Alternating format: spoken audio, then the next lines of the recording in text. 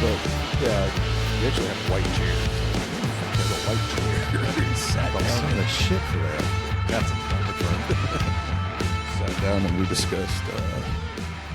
discussed passport scheduling. Yeah, but then at some point we got off to. This is when I really became interested in you, as you just telling me stories.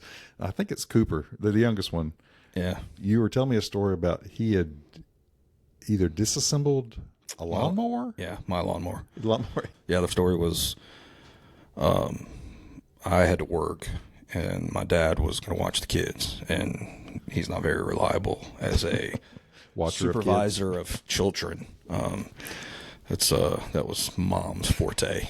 Like, he just showed up and beat the shit out of you if there were any problems during the day. But I was like, hey, you got to keep an eye on Cooper. Like, he's a little bit different.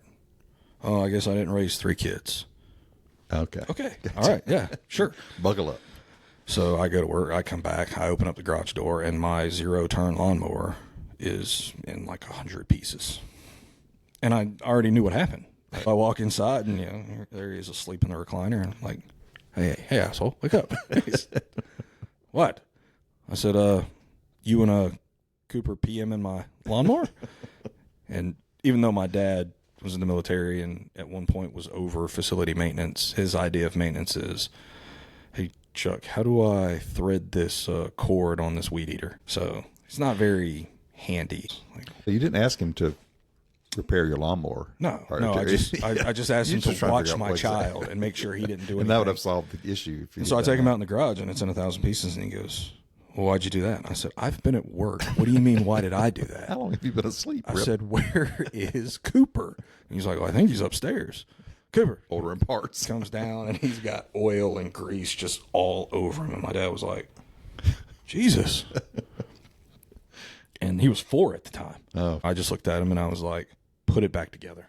Because even though I consider myself more handy than my father and actually have a role in maintenance, that would have never been put back together by me. You didn't take it apart, so it's going to be nearly impossible to assemble. Yeah. So, and I actually went and got a bourbon, but it was a bottle and a tall glass, sat in the garage and watched this pissed off 4-year-old put this thing back together.